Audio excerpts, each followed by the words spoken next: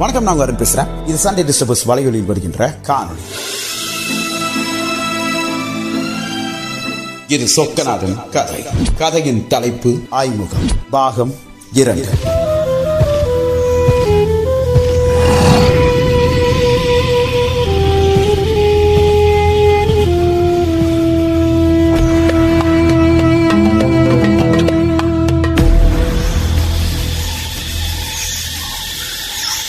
காட்டின் ஒரு பகுதிக்கு எல்லாரும் அவங்க வந்து நிக்க, சொக்கநாதன் அவன் கூட வந்த அவனோட அசிஸ்டன்ட் கிட்ட ஜீப் சாவியை கொடுத்தான். 5 நாள் கழிச்சு தாளவாடிக்கு வந்துரு, நான் வந்துடுறேன். Okay sir. சார் உங்களோட பேக் எல்லாம் ஐயோ என்ன பண்ற சார்? உங்க பேக் இருக்கிற நோ கெட் லாஸ்ட். என் பேக் மேல எவனாவது கைய வச்ச எனக்கு கெட்ட கோவம் வரும். மிஸ்டர் சொக்கநாதன், கொஞ்சம் வார்த்தையை அளந்து பேசுங்க. இந்த காட்டு பயணம் மலை ஏறி இறங்குற மாதிரி இருக்கும். உங்களுக்கு ஹெல்ப் பண்றதுக்கு தான் அந்த ஃபாரஸ்ட் டிபார்ட்மெண்ட் ஆளு வந்தா. ரொம்ப பேசுறீங்க. உங்களுடைய பொருள் நீங்க தான் கை வைப்பீங்கன்னா நீங்களே செமந்துக்கிட்டு வாங்க. Chocolate cake for me. இந்த ஆளை பார்த்தாவே கடுப்பாகுது. ஏங்க நீங்களும் வாங்க. இந்த பொருள் யோ என்னங்க அது? ஓம் சுவாமி, இது என்னது? இது எல்லாமே மூலிகை பொருட்கள். அது இந்த டப்பால போட்டீங்கன்னா இதெல்லாம் மந்திரிச்சு கட்டி இருக்கு. மூலிகையுடைய வாசம் வெளி போகாம அடைச்சு வச்சிருக்கேன். அதனால இந்த மூட்டை பையில தான் இருக்கணும். ஏதோ ஆவியை பிடிச்சி கட்டி வச்ச மாதிரி பேசுறானே. இவனுங்களோட தான் பொழப்பு போதா? அது சரி, வாங்க வாங்க போலாம்.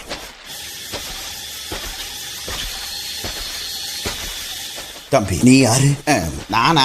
நான் இந்த ஊர்ல இருக்கிற பழங்குடி. ஃபாரஸ்ட் டிபார்ட்மெண்டோட யூனிஃபார்ம் எல்லாம் போட்டிருக்கேன்.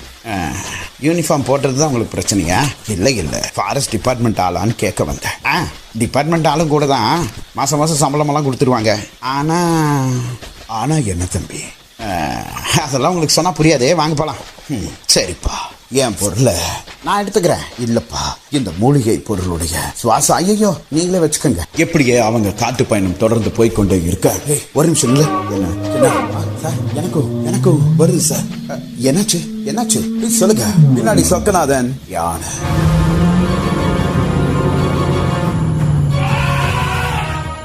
யானையா? ஆமா, யானையோட வாசம் வருது. வாசமா? எங்க ஒண்ணுமே எங்களுக்கு தெரிய மாட்டேது. காட்டுல பயணிக்கிறவங்களுக்கு இந்த வாடை பழகி இருக்கும், உங்களுக்கு தெரியாது. யாரும் சத்தம் போடாம.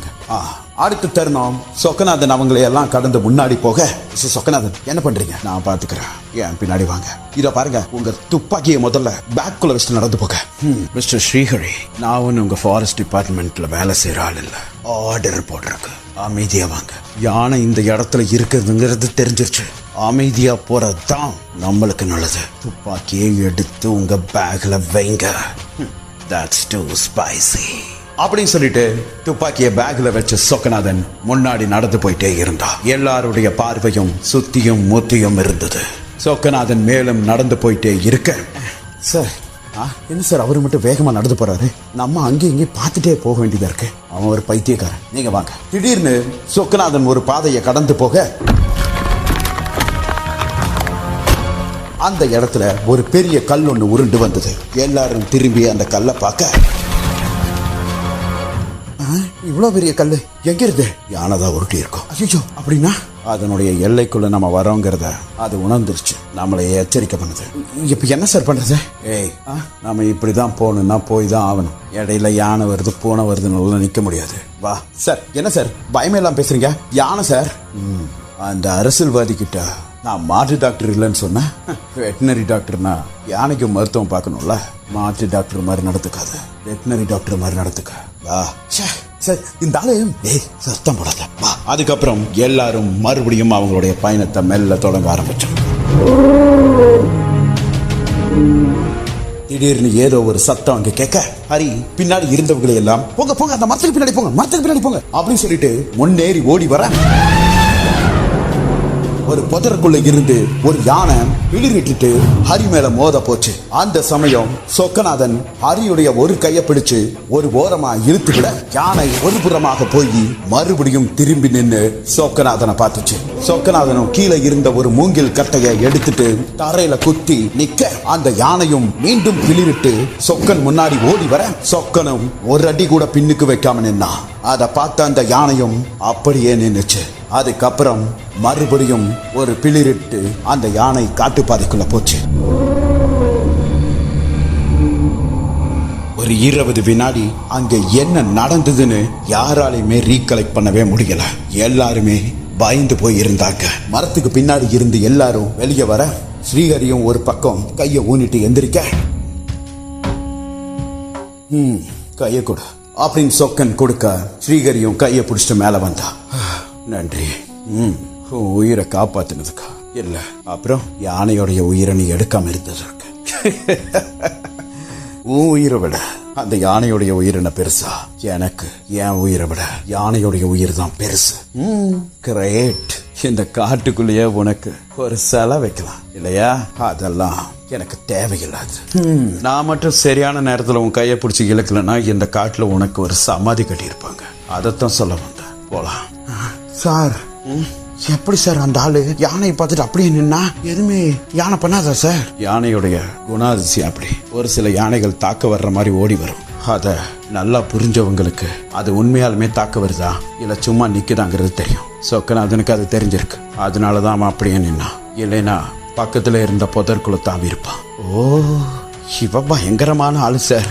ஐயோ, ஏதோ ஊசி மயக்க ஊசி போட்டு பிடிக்கணும் தான் சார் என்ன அனுப்பி விட்டாங்க. என்ன சார் இது? வாங்க புலம்ப வேண்டாம். இப்படியே நீண்ட தூரம் அவங்களுடைய பயணம் தொடங்குச்சு.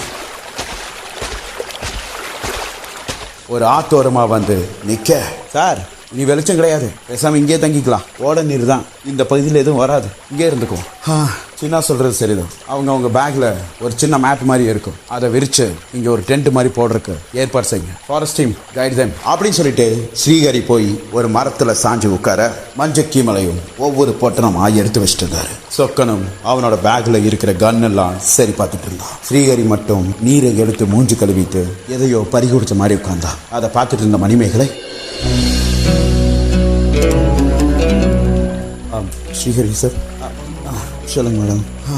சார், ஏன் சார் கொஞ்சம் வருத்தமாக இருக்கீங்க? யானை வந்தப்போ ரொம்பவே பயந்துட்டீங்களோ? ஆமாங்க, நல்லா கோயில் யானைக்கிட்ட 2 ரூபா கொடுத்து ஆசீர்வாதமே வாங்காதாள். அவ்வளோ கிட்ட அந்த யானையை நான் பார்த்ததே இல்லை. எப்படி வந்தது? கொஞ்ச நேரத்தில் சரியா போய் வந்தது. ஏன் உனக்கு பயமா இல்லையா? எனக்கும் பயமாக தான் சார் இருந்தது. இப்போதான் தெரியாமல் இங்கே வந்துட்டணுன்னு எனக்கு ஃபீல் ஆகுது. தெரியாமல் வந்துட்டீங்களா? நீங்கள் ஏதோ ரிசர்ச்சுக்கு வந்திருக்கிறீங்கன்னாங்க. ஆமாம், புளியை பிடிக்கிறதுல என்ன ரிசர்ச்சு? சார், நான் பொதுவாக யார்கிட்டையும் அவ்வளோ ஃப்ராங்காக பேச மாட்டேன். ஆனால் இன்னைக்கு உயிர் பயம் வந்ததுலேருந்து ஒரு சின்ன விஷயம் இருக்குது சார். என்னம்மா சொல்கிற? நீ ஏதாவது பயப்படுத்தாதம்மா.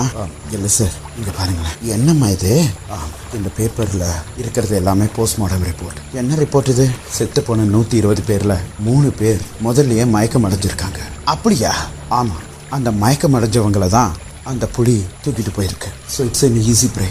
அது வேட்டையாடலை. சரி, இதனால என்ன அந்த புலிக்கு அவார்டாக கொடுக்க போகிறாங்க? என்னோட ரிசர்ச் அது இல்லை. இவங்களுடைய மயக்கத்திற்கான காரணத்தை தான் தேடிக்கிட்டு இருக்கேன். என்ன சொல்கிறேன்? ஆமாம், இது மூளையில் இருக்கிற ஒரு முக்கியமான பகுதி. இந்த பகுதியில் ஒரு நர்வ் இருக்கு. அதை எஃபெக்ட் ஆனால் மட்டும்தான் இப்படி ஆழ்ந்த மயக்கத்தில் போவாங்க. அதை எஃபெக்ட் பண்ணுறதுக்கு சித்தர்கள் எழுதி வச்ச ஒரு பூ ஒன்று இருக்கு. என்னம்மா சொல்கிற? ஆமாம், மலைமுள்குறிஞ்சி. மலைமுள்குறிஞ்சியா? அப்படின்னா அதுதான் அந்த பூவோட பேர். பூவுக்கு மொத்தம் 12 பருவங்கள் இருக்கு. 12 6 தானே சொல்லுவாங்க. அடிப்படையில் 6ன்னு சொல்லுவாங்க. ஆனால் ஆராய்ந்து பார்த்தா 12 இருக்கு. 12? ஆமாம், ஒரு மொக்கள் இருந்து அது மலர் ஆயிடுச்சுன்னா அதுதான் அதனுடைய இறுதி கட்டம் நம்ம நினைச்சிட்டு இருக்கோம். இல்லை, அது வாடி அதுக்கப்புறமும் அதனுடைய பருவங்கள் இருக்கு. வாடி இருக்கும்போது அந்த பூவில் ஒரு வாசம் வரும். அந்த வாசம் தான் இந்த நர்வ் சிஸ்டம், அதாவது என்டையர் நர்வ் சிஸ்டம் டவுன் பண்ணுது. இப்படிப்பட்ட ஒரு பூ இந்த மலைக்காட்டில் இருக்குதுன்னு தெரிய வந்ததுக்கு அப்புறம் இந்த பூவை பத்தி ஆராய்ச்சி பண்றதுக்கும் இது எந்த பகுதியில் இருக்குன்னு தெரிஞ்சுக்கிறதுக்கும் தான் சார் நான் வந்தேன். ஏமா, அதுக்கு வேற ஏதாவது ஒரு பர்மிஷன் போட்டு வர வேண்டியதானமா? இப்படி புளிய பிடிக்கிற ப்ரோக்ராம்லயா வருவேன்? சார், நான் ரொம்ப பெரிய தப்பு பண்ணிட்டு சார். எனக்கு இப்போ ரொம்பவே பயமா இருக்கு. ஏமா, என்னம்மா நீ? நானும் பயந்துட்டு தான் உட்காந்துருக்கேன். அந்த அரசியல்வாதி சொன்னானே மாட்டு ஆஸ்பத்திரி டாக்டர்னு, அப்போ கோவம் வந்தது. இப்போ பேசாம மாட்டு ஆஸ்பத்திரியிலேயே உட்காந்துருக்கலாம்னு தோணுது. எப்பா, நீ என்னடானா புது மாயஜால கதையெல்லாம் சொல்கிறேன். ஒருவேளை அந்த பூவை தாண்டி நான் போய் அந்த பூவை நான் மோந்து பார்த்து ஐயோ நான் மயக்கம் அடைஞ்சு என்னம்மா நீ? சார் ப்ளீஸ் சத்தம் போட்டு சொல்லாதீங்க. இது ஒரு மிகப்பெரிய ஒரு ரகசியம். சித்தர்கள் இதை ஒருத்தர் அறுவை சிகிச்சை செய்யறதுக்காக பயன்படுத்தியிருக்காங்க. என்னம்மா சொல்ற? அந்த காலத்தோட குளோரோஃபார்மா இது? ஆமா, அதான் தேடி வந்திருக்கேன். ஏமா, இது நீ என்கிட்ட சொல்றதுக்கு பதிலாக அதான் அந்த சித்த மருத்துவர் உட்காந்துருக்கிறாரு மஞ்சக்காமால, அவர்கிட்ட சொல்ல வேண்டியதானம்மா? சரி, சித்தர்களுடைய விஷயங்கள் அவ்வளோ சீக்கிரம் எல்லாருக்கிட்டையும் சொல்லிடக்கூடாது சார். அதை பல பேர் தவறாக பயன்படுத்துவாங்க. என்னை பார்த்தா தான் உனக்கு கேனைனா தெரிஞ்சிருக்குது. இவங்கிட்ட என்ன சொன்னாலும் இவன் மண்டை கெட்டாது, அதனால உண்மை சொல்லான்னு சொல்லிட்டு இருக்கிற அதானே சார்? எனக்கு பயமாக இருக்குது சார். யாராவது கிட்ட வெளிப்படையாக பேசினா பயம் போகும்னு நினச்சேன். அதுதான் உங்கள் கையை பிடிச்சி நான் இப்போ பேசிகிட்டு இருக்கேன். ஆமாம், என் கையை பிடிச்சிட்டு இருக்கேன். ஏமா விடுமா சார் ப்ளீஸ். ஐயோ மணிமேகலை, உனக்கு பயமாக இருக்குது, நீ என் கையை பிடிச்சிட்டு இருக்க. எனக்கு பயமாக இருக்குது, நான் யார் கையை பிடிக்கிறது? என் டிபார்ட்மெண்ட்டில் இப்படி ஒரு விஷயம் நடந்திருக்குது. கோர்ட்லேருந்து கவர்மெண்ட் டாக்டர் ஒருத்தனை போக சொல்கிறாங்கன்னு சொன்னாங்க. நான் தெரியாதனமாக ஒரு வார்த்தை சொல்லிட்டேன். என்ன சார் சொன்னீங்க? புளியை ஏன் சுட்டு கொள்றீங்க? அது பாவம், அதுக்கு பேசாமல் மயக்க மருந்து கொடுத்து பிடிக்கலாம் இல்லைன்னு அவ்வளோதான் சொன்னேன். எனக்கு மேலே இருந்த அந்த டீனு என் பேரை எழுதி அனுப்பிட்டா. இன்னைக்கு நான் இந்த காட்டுக்குள்ளே உட்காந்து புலம்பிக்கிட்டு இருக்கிறேன். சார் நீங்கள் ஒன்றும் கவலைப்படாதீங்க சார். நீங்கள் அந்த புளியை பிடிச்சிருவீங்க சார். ஏமா நீ வேற? நானே எப்படியாவது 5 நாள் 6 நாள் கடந்து ஓடி போயிடலான்னு பார்த்துருக்குறேன். நீ புளியை பிடிப்பேன்னு சாபமெல்லாம் விட்றேன் சார். சாபம் இல்லை சார், இது என்கரேஜ்மெண்ட்டா? கரேஜ்மெண்ட்டு. அம்மா, எனக்கு ஃபுல் அண்ட் ஃபைனல் செட்டில்மெண்ட்டு தான் சார். ப்ளீஸ் என் முன்னாடி பயம் இல்லாத மாதிரியாவது நடிங்க சார். என்னதான் நடிக்கிறதா? ஆமாம் சார், கொஞ்சம் தைரியமாக இருக்கும். உனக்கு தைரியம் வேணா போ, அந்த ஒருத்தர் இருக்கிறான் பாரு அரக்கன், எதை பார்த்தாலும் சுட்டு கொள்ளுவானாமா, அது சொகநாதன் கிட்ட போய் பேசு. அவன் தான் என்டையர் ட்ரிப்லேயே பயம் இல்லாமல் வரான். ஏய், என்னை பற்றி ஏதாவது பேசுனியா? இல்லைங்க. சொக்கநாதன் பேர் கேட்டுச்சு. சொக்கநாதன்னா நீங்கள் மட்டும்தானா? எனக்கு நிறைய சொக்கநாதனை தெரியும். எத்தனை பேர் தெரியும்? அது 20க்கு மேலே இருக்கிறாங்க. எனக்கு அவங்களெல்லாம் தெரியும். அது மட்டும் இல்லாமல் நான் சாமி கும்பிட்டேன். சொக்கநாதனியா? ஆமாம். அதில் என்ன உங்களுக்கு கவலை? இல்லை, காட்டுக்குள்ளே, அதுவும் இந்த ஆபத்தான காட்டுக்குள்ளே வந்து உட்காந்துட்டு அழிக்கும் கடவுளை கும்பிட்டுருக்கேன். பார்த்து அழிச்சிட போகுது. ஐயோ, இந்த ஓவரா பேசுகிறேன் சார். ஏன் சார் பயப்படுத்துறீங்க? முதல் நாள் இரவு 2 பேரும் கையை கோத்துக்கிட்டு நதிக்கரையோரமாக உட்காந்துக்கிட்டு இருக்கீங்க. என்ன பர்பஸ்க்காக வந்தீங்கன்னு தெரியுமா? அடுத்து தரணும் 2 பேரும் கையை விட வந்த பர்பஸை மட்டும் மண்டக்குள்ள வைங்க. இன்னைக்கு ஒரு நாள் கடந்துட்டோம். விலங்குக்கு நாம இரையாக போறோமா, இல்லை நமக்கு விலங்கு இரையாக போகுதாங்கிறது தான் காட்டுடைய தர்மம். அதுக்கு தயாரா இருங்க. மற்ற தேவையில்லாதையெல்லாம் பேசிக்கிட்டு கிடக்காதீங்க. வர்றதெல்லாம் ஜோடியாக சுத்துது. ஏழவு ஏன் ட்ரிப்பில் தான் இதெல்லாம் நடக்கணுமா? சொக்கநாதன் இப்படி சொல்லிட்டு போனதுக்கப்புறம் எல்லாரும் உறங்க ஆரம்பிச்சாங்க. 4-5 ஃபாரஸ்ட் கார்ட்ஸ் மட்டும் வேவு பார்த்துட்டு இருந்தாங்க. நேரம் ஆக ஆக அவங்களும் நடந்து வந்த களைப்புல மரத்து பக்கத்துல சாஞ்சு தூங்க ஆரம்பிச்சாங்க. ஆழ்ந்த உறக்கத்துல இருந்த மணிமேகலை ஏதோ ஒரு சத்தம் கேட்டு பட்டினி எழுந்திருச்சாங்க. Chokkanathan sir, Chokkanathan sir. என்னாச்சு? அடுத்த தருணம் எல்லாரும் எந்திரிக்க. சார் சார், ஏதோ ஒரு சத்தம் கேட்டுச்சு சார். ஏய் பொண்ணு, என்ன பிரச்சனை உனக்கு? என்ன எதுக்கு கூப்பிடுறோம்? சரி, ஏதோ ஒரு சத்தம் கேட்டுச்சு சார். சத்தமா? ஆமாம் சார். காட்டுக்குள்ள என்ன சத்தம் வேணாலும் கேட்கலாம். மரத்துக்கு மேலே இருந்து குரங்கு தாவிட்டே இருக்கும், அதனுடைய சத்தம் கூட கேட்கும். உனக்கு என்ன பிரச்சனை? இப்போ பேசாம தூங்க. சார், சத்தம் அந்த மரத்துக்கிட்ட இருந்து வந்துச்சு சார். அடுத்த தருணம் எல்லாரும் அந்த மரத்துக்கிட்ட பார்க்க ஸ்ரீஹரி டார்ச் அடிச்சு பார்த்தா எதுவும் இல்லையேனாங்க. ஏம்மா, அது உன்னோட பிரம்மையா கூட இருக்கலாம். நான் ஒரு வேற கையில கட்டி விடுறேன். ஓ மணிமேகலை, இந்த சத்தமா கேட்டுச்சு. ஏன்னா இவர் அப்பப்போ ஓம்ட்டு கிடக்குறாரு, அதனால சொன்னேன். இல்ல. அடுத்த தருணம் சொக்கன் ஸ்ரீஹரி, என்ன அந்த மரத்துக்கிட்ட லைட் அடிங்க. மறுபடியும் லைட் அடிச்சு காட்ட, ஒரு நிமிஷம் அந்த டார்ச் லைட் கொடுங்க. நானும் வரேன். 2 பேரும் போய் அந்த மரத்துல டார்ச் லைட் அடிச்சு பார்க்க அங்க நீர் மாதிரி ஒண்ணு இருந்தது. அடுத்த தருணம் சின்ன வந்து அந்த நீரை தடவி மோந்து பார்க்க, சார் அதுதான். அடுத்த தருணம் சொக்கநாதனும் அதை மோந்து பார்க்க,